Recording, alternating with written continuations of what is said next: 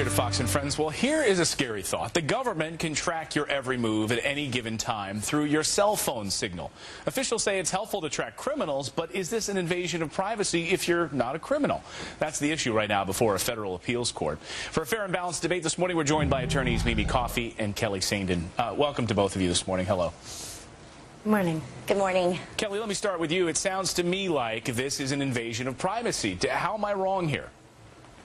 Well, I don't think it's an invasion of privacy because you don't have an expectation of privacy with the usage of a cell phone.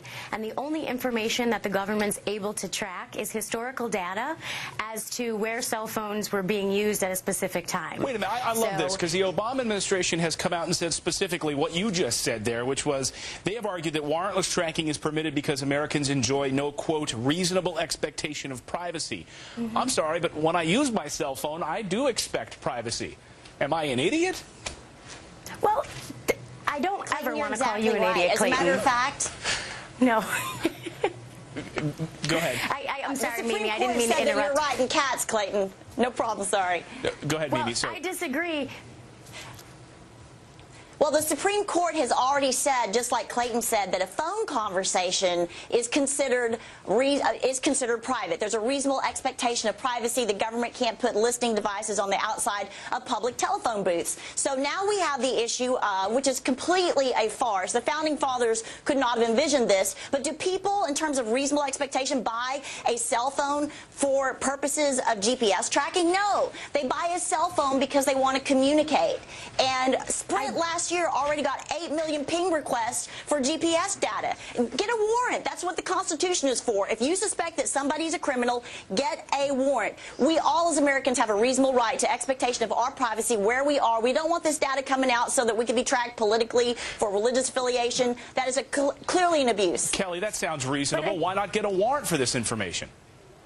I agree that a warrant is appropriate in specific instances, but I don't agree with Mimi's argument that we have a reasonable expectation of privacy specific to cell phones. Think about it, Clayton. Every time you go through a toll booth, that's tracked. Every time you use your ATM card, that's tracked. Every credit card purchase, that's tracked. You walk into a building, there's security cameras, that's tracked. So how using your cellular phone, when you call 911, they can locate you, so it helps in times of emergency. Yeah, but I don't think of the cell phone. I think when I drive through a toll booth, that's a state property. If I'm driving through the New Jersey toll booth, tax dollars paid for that. That's there. Tax dollars didn't pay for my cell phone. And if I'm walking around the street and I happen to go into the Gap and then I walk over to go to Denny's, I don't want to know that the government knows exactly where I went to buy clothes that day, also know where I went to have lunch.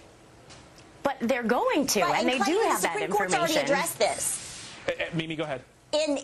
In the Cato case in 1984, 20-plus years ago, when you actually had beepers put on cars to track, the Supreme Court already said, okay, now, if you've got a vehicle on a public road, that's one thing. But when you put this beeper device on an automobile and you're tracking it to their private residences, to private property, that's unconstitutional. This issue has already been addressed, Kelly, and I don't think the Supreme Court's going to reverse itself. Kelly, I'll give you the final word.